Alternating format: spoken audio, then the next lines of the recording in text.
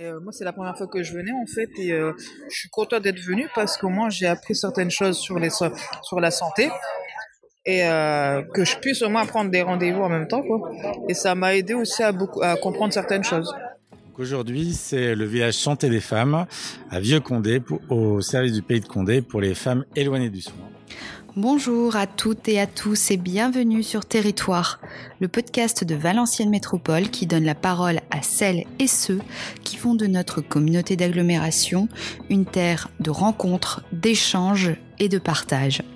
Je suis Émilie Clément, chargée de communication. Cet épisode est enregistré sur le village Santé des femmes à Vieux-Condé. Prendre soin de sa santé, lorsque l'on est une femme, ce n'est pas toujours évident, ou même possible. Moins d'une femme sur deux réalise un dépistage régulier du cancer du sein, alors que cet examen est entièrement pris en charge par la sécurité sociale. Alors pourquoi ces femmes ne parviennent pas à se préoccuper de leur santé ? On va le découvrir dans quelques instants à travers le témoignage des femmes et les conseils des professionnels de santé. Alors suivez-moi et bonne écoute.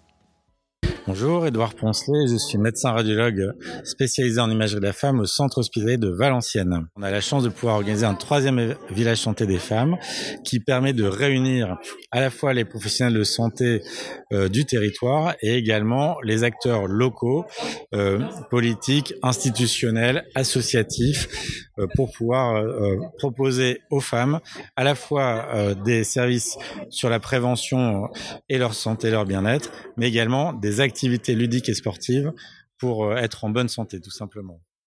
Que trouve-t-on ici ? Qui trouve-t-on ? Qui vient sur ce village ? Et comment ces femmes ont-elles été appelées ? Alors, qui trouve-t-on ? Eh bien, tout d'abord, vous avez des professionnels de santé qui sont habitués à travailler soit à l'hôpital, soit en ville. Et là, vous avez à la fois un village extérieur avec des bus, donc le mammobus solidaire qui permet de réaliser sa mammographie. Vous avez le bucobus qui permet de faire un bilan bucco-dentaire. Et vous avez le bus du département du Nord, Nord Santé Prévention, qui permet de sensibiliser les gens à la prévention. Vous avez à l'intérieur différents stands autour de la santé des femmes, un accueil pour la mammographie et l'information rassurée, expliquer ce que c'est que cet examen. Vous avez des stands autour de la gynécologie, donc à la fois pour les plus jeunes, notamment pour parler de contraception, de grossesse, aussi d'interruption de grossesse, mais aussi parler des maladies comme l'endométriose, ou pour les femmes plus âgées, vous avez également des stands dédiés à la ménopause. Vous avez tout ce qui est aussi prévention avec le dépistage et la vaccination du cancer du col, de l'utérus. Vous avez des stands autour de la maternité avec les équipes d'obstétriques, les sages-femmes, les gynéco-obstétriciens. Vous avez ensuite toute une thématique autour de la santé sexuelle et également des violences faites aux femmes. En parallèle, vous avez également, concernant le dépistage, un atelier et un stand sur le dépistage colorectal. Vous avez également ensuite des associations locales qui sont là avec nous pendant ces 3 jours pour parler également soit du handicap, soit du sport et du handicap, soit du sport et santé, et également présenter les associations sportives et culturelles, notamment le Boulon qui vient aussi par des ateliers mieux connaître son corps et mieux l'appréhender, tout simplement. Bonjour, Clotilde Fontier, je suis médecin hospitalier, prenant en charge les patients porteurs d'infections sexuellement transmissibles, du VIH et la prévention également. Bonjour, Frédéric Canis, je suis microbiologiste au centre hospitalier de Valenciennes au niveau du laboratoire. Et donc pour le village santé des femmes, nous proposons des dépistages à la fois sanguins pour dépister les hépatites virales et les infections sexuellement transmissibles directement donc par des prélèvements urinaires ou des autoprélèvements vaginaux. Alors, les femmes arrivent sur le village, elles font donc le tour des différents stands et elles rencontrent donc un professionnel de santé, donc le docteur Fontier, qui va donc discuter avec elles et évaluer éventuellement la prise de risque qui aurait été éventuellement prise. Et à la suite de cette consultation, elle peut proposer sur prescription médicale donc une prise de sang ou un dépistage urinaire ou un autoprélèvement vaginal pour détecter les infections sexuellement transmissibles. Et on est juste à côté au niveau du laboratoire. On explique les modalités du prélèvement. Le prélèvement peut se faire in situ ici et les échantillons donc sont récupérés et transportés donc dans la journée au niveau du laboratoire de Valenciennes. Les analyses sont réalisées dans les 24 heures et transmises à la fois à la patiente et aussi au médecin présent sur le site qui a déjà vu la patiente donc lors de son entretien. Donc c'est vraiment un parcours personnalisé de A à Z avec une convocation donc de la patiente si le test est positif, et la convocation se fait par le médecin qui a reçu la patiente lors du dépistage.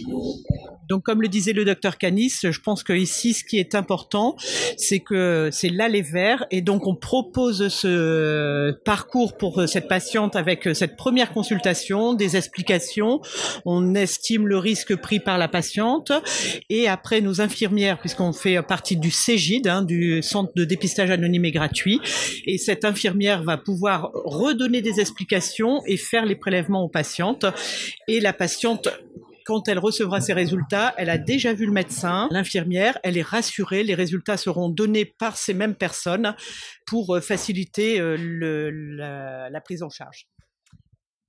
L'intérêt de se faire dépister, c'est découvrir, alors que l'on est en bonne santé, des lésions de toute petite taille pour qu'on puisse éviter de découvrir plus tard des lésions de grande taille, des lésions cancéreuses de grande taille, et qui implique des problèmes dans le sens où il y a une mortalité plus importante liée à ces cancers, mais également des traitements plus lourds dans la prise en charge des gens.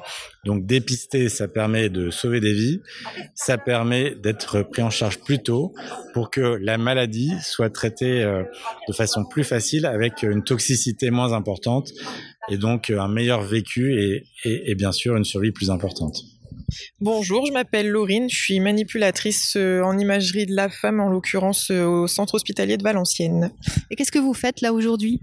Aujourd'hui, je travaille dans un mammobus, donc je m'occupe de faire les mammographies. Donc on a vraiment un petit camion qui a été aménagé avec tous les appareillages, que ce soit mammo ou échographe, pour aller un petit peu voir les patientes en directement chez elles en fait. Alors justement, on en parlait il y a quelques instants. Qui sont ces femmes qui viennent vous voir aujourd'hui ? On touche un petit peu toutes les populations. On a des dames qui ont des problèmes de transport, donc c'est vrai que là, elles ont l'avantage en fait de prendre juste un petit bus ou quelqu'un qui les dépose, ou alors venir directement à pied.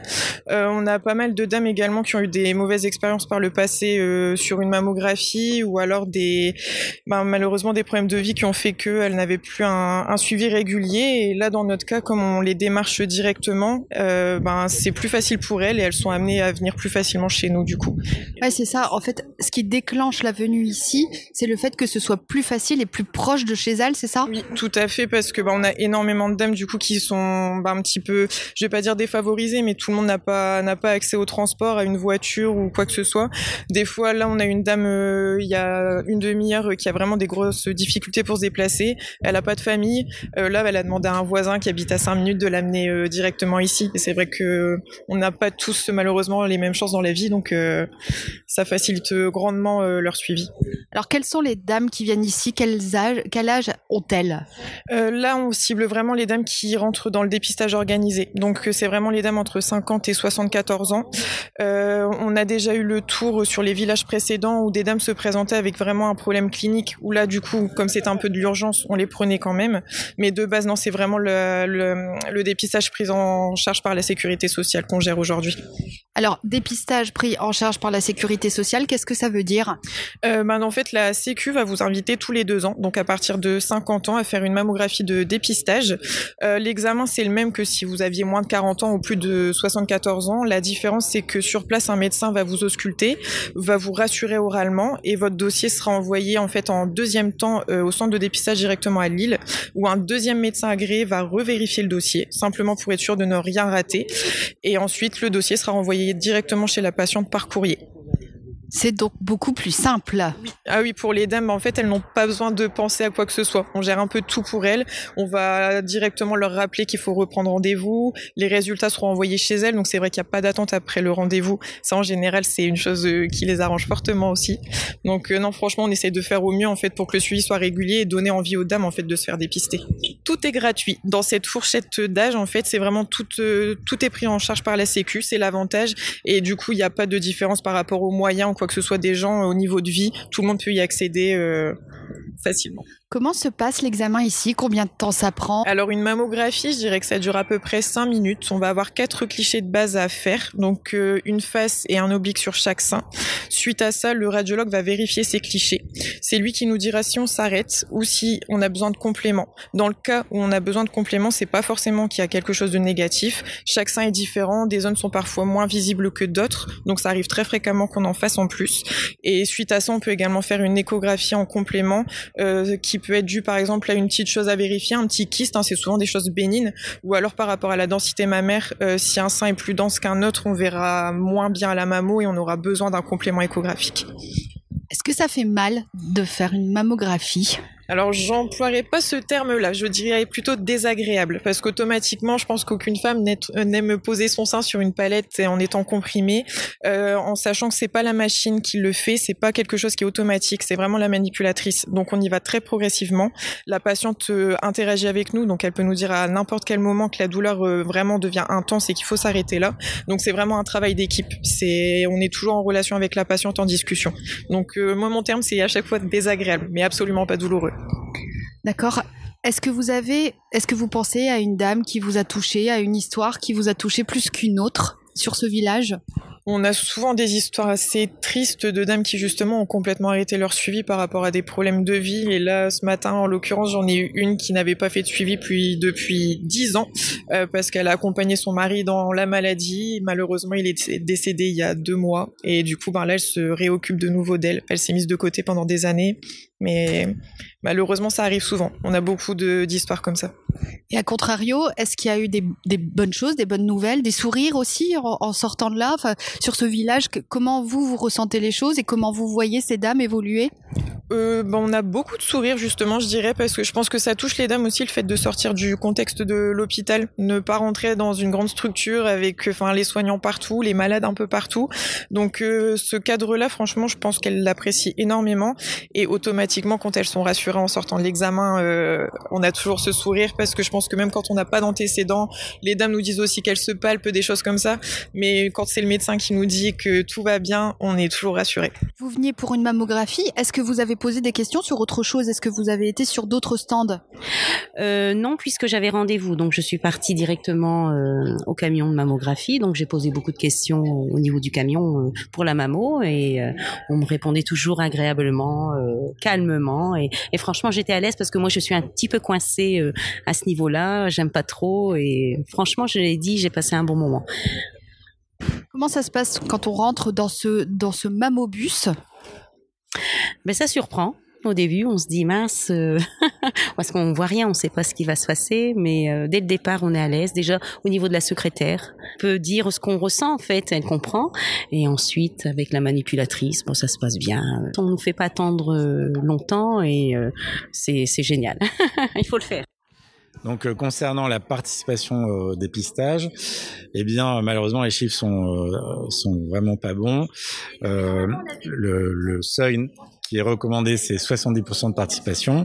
Et là, sur Valenciennes Métropole, par exemple, pour le dépistage du cancer du sein, c'est 52% de participation au dépistage du cancer du sein.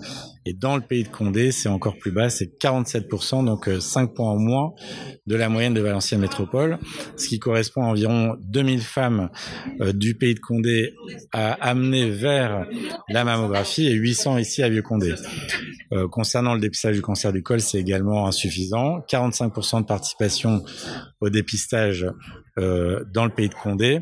C'est 3500 femmes qu'il faut informer, rassurer pour leur donner envie de participer au dépistage du cancer du col.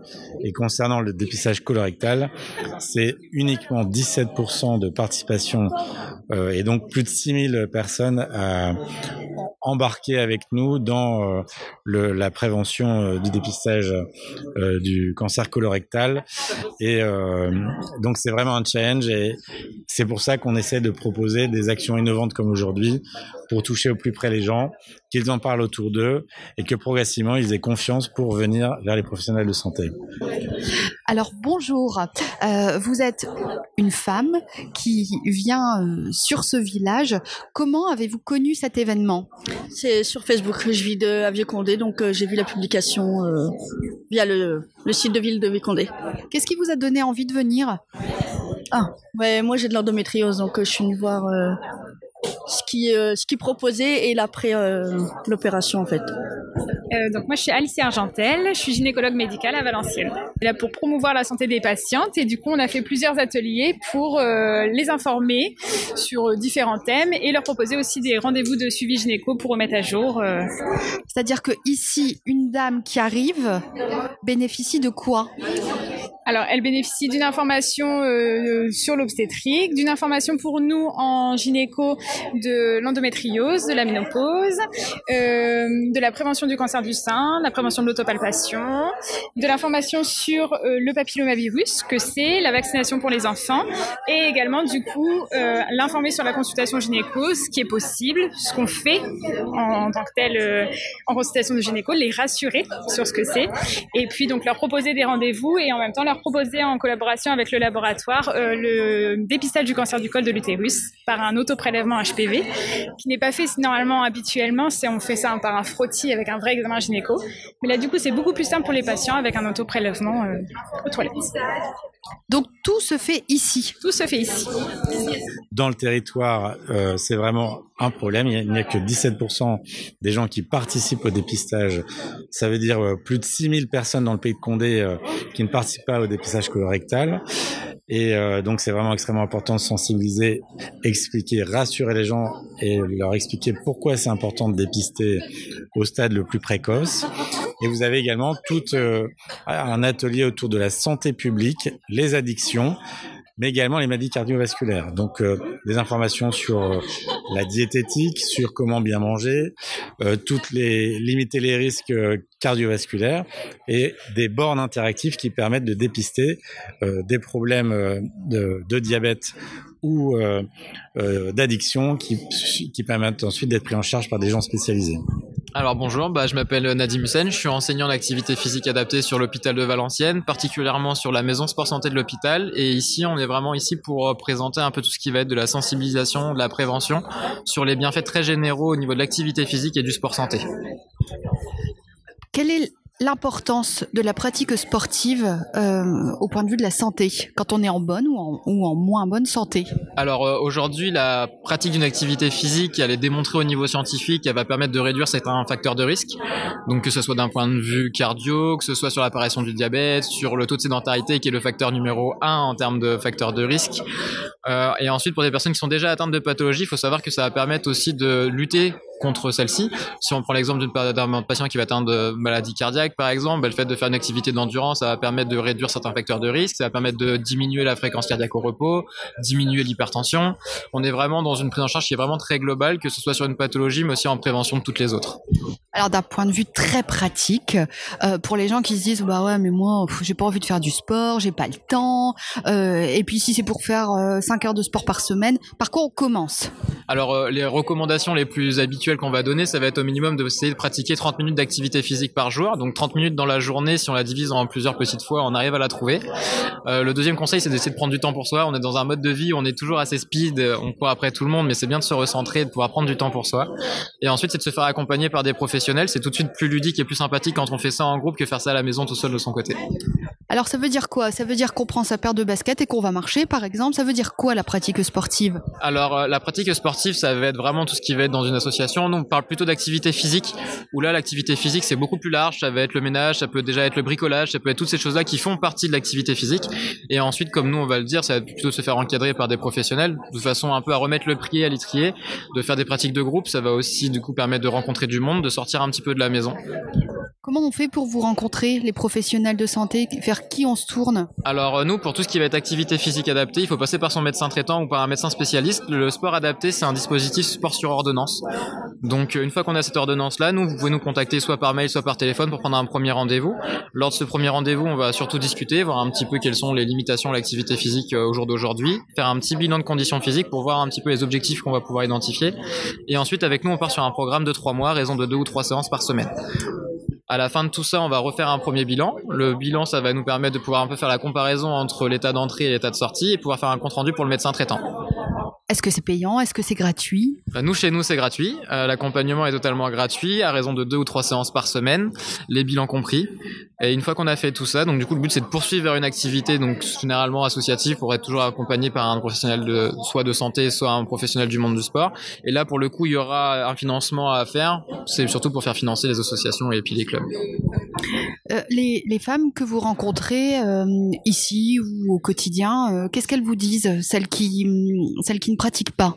Alors généralement, il y a toujours un petit peu un rapport avec le sport qui a été pratiqué à l'école, peur de l'image un petit peu des autres, etc. Donc le but, c'est déjà un petit peu de rompre tous ces freins-là en montrant qu'on peut déjà prendre plaisir en pratiquant. Donc c'est pour ça que chez nous, on est sur des petits groupes de 10 personnes au maximum. Le but, c'est vraiment être dans une pratique qui va être adaptée à l'individu, prendre plaisir et ensuite pouvoir aller vers d'autres activités comme on connaît au jour d'aujourd'hui. Donc ça va être le pilates, ça va être le yoga, la marche nordique, ça va être vraiment des activités qui vont être vraiment diversifiées et très ludiques. En quoi c'est important pour vous d'être là aujourd'hui? On est vraiment là dans un rôle de prévention au sens très large sur toutes les pathologies, que ce soit pour les pathologies de la femme, mais aussi chez les enfants qui vont arriver, donc avec les collèges et les lycées qui vont arriver dans la journée ou sur les autres jours. Donc ça commence vraiment chez les plus jeunes pour pouvoir après émerger des comportements qu'ils vont pouvoir garder à l'âge adulte. Alors pourquoi se réunir dans les territoires? Tout simplement parce qu'aujourd'hui on fait le constat que malgré toutes les campagnes de prévention, toutes les actions des uns des autres, eh bien il y a, on va dire, au moins la moitié de la population qui ne se fait pas prendre en charge et qui a manifestement des freins au dépistage. Il faut qu'on arrive à gagner la confiance des gens pour participer aux actions de dépistage. Et c'est probablement un moyen, de se connaître les différents acteurs du territoire pour agir ensemble, mais c'est également aussi un moyen d'être au plus près des gens qui ont des problèmes de mobilité, qui ont aussi peur de venir vers la santé. Et donc, dans une ambiance festive, ludique, où en un moment, elles peuvent rencontrer l'ensemble des professionnels de santé autour de ces différents sujets, eh bien, c'est une action d'aller vers qui permet, en tous les cas, qui tente d'être plus en proximité. Alors moi je suis Julie Noël, je suis chargée de mission prévention des violences conjugales et intrafamiliales à Valenciennes Métropole. Et du coup aujourd'hui on tient avec mes collègues du programme de réussite éducative un stand autour de la parentalité. L'idée c'est un peu de faire venir les mamans pour parler de leur vie en tant que maman, de leur vie conjugale. Et puis l'idée c'est aussi peut-être de déceler des cas de violence, des choses qui sont pas forcément normales dans le couple pour ensuite orienter vers le stand de violence conjugale. Donc, il y a plusieurs stands ici sur ce village santé et notamment sur les violences. Est-ce que tu peux nous expliquer un peu comment ça s'organise et comment est recueillie la parole? Alors en fait, on a un gros stand qui est notamment tenu par le CHV avec la référente violence conjugale. On a le CIDFF et puis du coup le département qui sont très engagés sur la question des violences conjugales.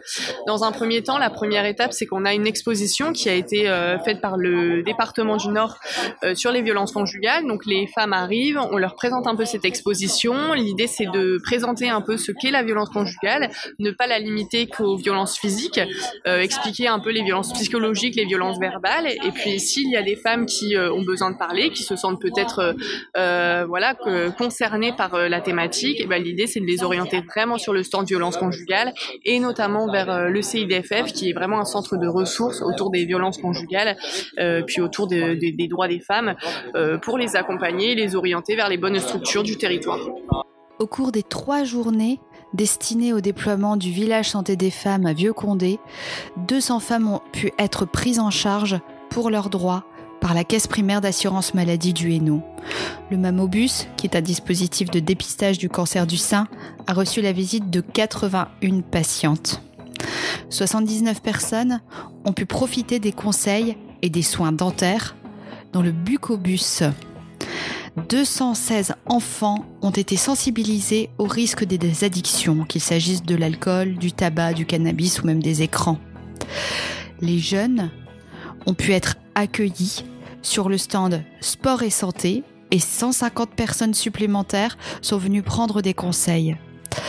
Plus de 200 personnes ont été reçues par le stand de prévention des violences conjugales et intrafamiliales, en plus de l'exposition du département du Nord à destination des scolaires. Cet événement a pu être organisé grâce au soutien financier de Valenciennes Métropole, qui fait de la thématique santé un enjeu majeur de sa politique, afin d'apporter des solutions répondant aux attentes et aux besoins de la population. L'objectif étant de lutter contre les inégalités sociales et territoriales de santé. Merci aux intervenants et intervenantes, ainsi qu'aux partenaires qui ont rendu possible ce village santé des femmes. Merci à vous toutes, mesdames, qui avez apporté votre témoignage. Ceux-ci aideront, on l'espère, certaines d'entre vous à franchir le cap et à prendre soin de vous.